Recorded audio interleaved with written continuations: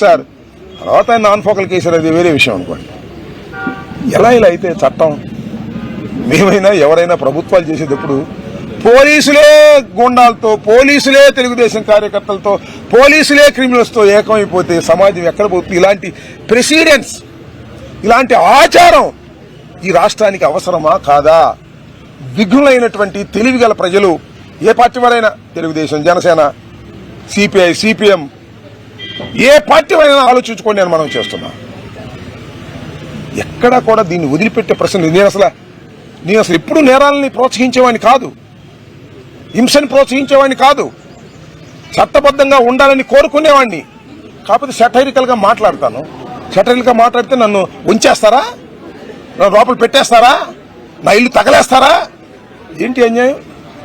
మూల్యం చెల్లించాలి చంద్రబాబు. నీకు నిజంగా తెలియకపోతే, ఈ సంఘటనలో నీ హస్తం లేకపోతే, take an action on police, take an action on your people. అందరూ ఐడెంటిఫైడ్ పీపులే.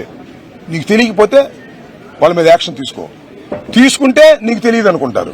నీకు తెలిస్తే రాష్ట్ర ప్రజలకు క్షమాపణ చెప్పు. ఏమంటావండి? అశాంతి ఉంటే ఇండస్ట్రీలు రావా? మరి ఇదేంటి అంటారు?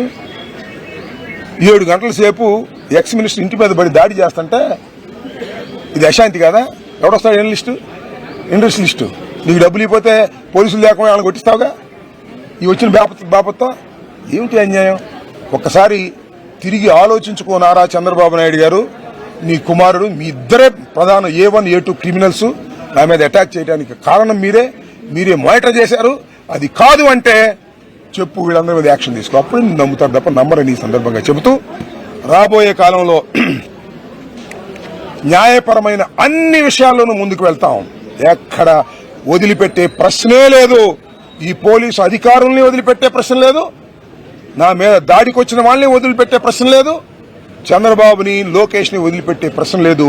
చట్ట ప్రకారంగా అన్ని చర్యలు తీసుకునేందుకు శతవిధాల ప్రయత్నం చేస్తాం. We have a strong legal team అని కూడా ఈ సందర్భంగా చెప్పదలుచుకున్నాం.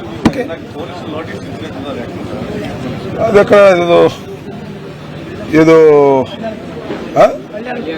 కళ్యాణదుర్గం పోలీసులు వచ్చారు, వాళ్ళకి ఇంకా ఆర్డర్ లేదంట. ఈ కళ్యాణదుర్గం పోలీసులు ఎవరో తెలుగుదేశం లీగల్ సెల్ వాళ్ళు ఆ రోజున ఇచ్చినటువంటి కంప్లైంట్ రిజిస్టర్ చేశారు. అదే 36 కేసులు రిపీటెడ్ గా ఉన్న కేసుల్లో ఆ క్రాష్ చేశారు.